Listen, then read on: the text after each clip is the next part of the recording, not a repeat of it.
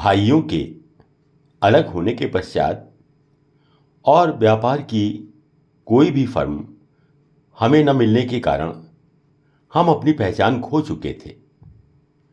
न ही श्री राम स्टील उद्योग, न ही किरण एंड कंपनी हमारी थी। सन 1977 में अधिकांश समय हम अलीगढ़ में ही रहे। व्यक्तिगत स्तर पर मेरी अर्थात LD अग्रवाल की एक पहचान आगरा में बन चुकी थी। मैं सन 1972 में ही आगरा जेसीज का प्रेसिडेंट बना था और रोटरी क्लब का मेंबर भी। लेकिन आगरा में अब मेरी कोई फर्म नहीं थी। भारत व्यवसाय प्राइवेट लिमिटेड के बाद हमारी एक व्यापारिक पहचान बनी कि लक्ष्मण दास अग्रवाल भारत व्यवसाय प्राइवेट लिमिटेड आगरा के डायरेक्टर हो गए हैं। सन 1977 अक्टूबर में हम आगरा आए। तब भाई साहब के मित्र श्री बख्श सदानी जी ने श्री टाकीज के सामने बाईपास रोड पर एक कोठी हमें किराए पर दिलवा दी। पहले मैं आगरा शिफ्ट हुआ और रहने लगा। अब भारत व्यवसाय प्राइवेट लिमिटेड का सौदा फाइनल हो गया और ये फर्म हमें मिल गई, तो बड़े भाई साहब भी आगरा आ गए और भाई साहब भी उस कोठी में रहने लगे। तब मैं परिवार सहित लंगड़ी की चौकी पर स्थित एक MIG मकान में किराए पर चला गया।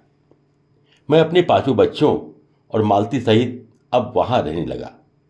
उसके बाद हमने ADA से 251 वर्ग गज जगह भाई साहब के नाम से जीवनी मंडी में खरीदी।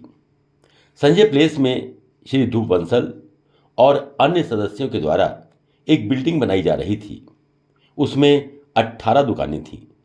450 स्क्वायर फीट की ग्राउंड फ्लोर और बेसमेंट में एक दुकान लेने के लिए मैंने कोशिश की और श्री ध्रुव बंसल के सहयोग से मुझे भी उसमें शामिल कर लिया गया।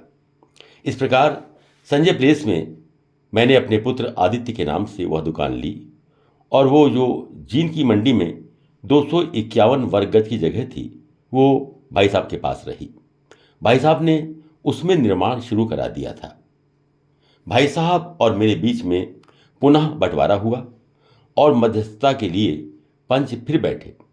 सर्वसम्मति से बंटवारा हुआ और भारत व्यवसाय प्राइवेट लिमिटेड से भाई साहब अलग हो गए।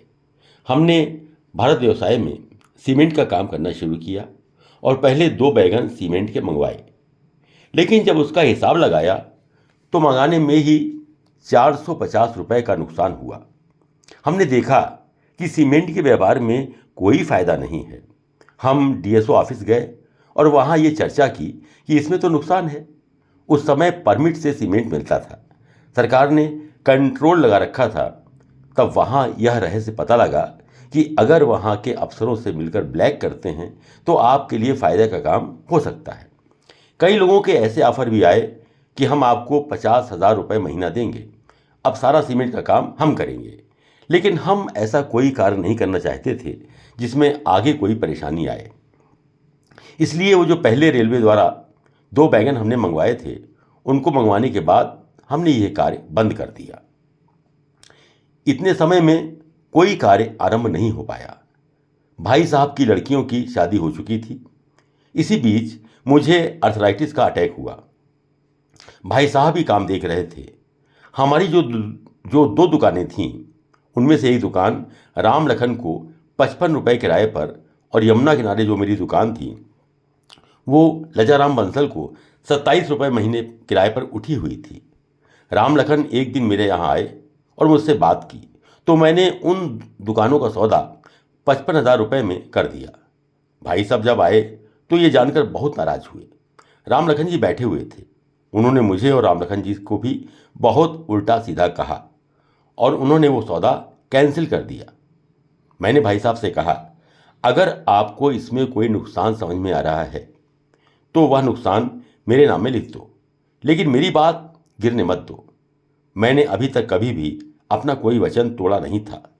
इस वजह से मुझे इतना दुख हुआ कि मैंने बीमारी की अवस्था में भी भाई साहब से कह दिया कि अब मैं अपनी ज़िंदगी अपनी इच्छा के अनुसार जीना चाहता हूँ।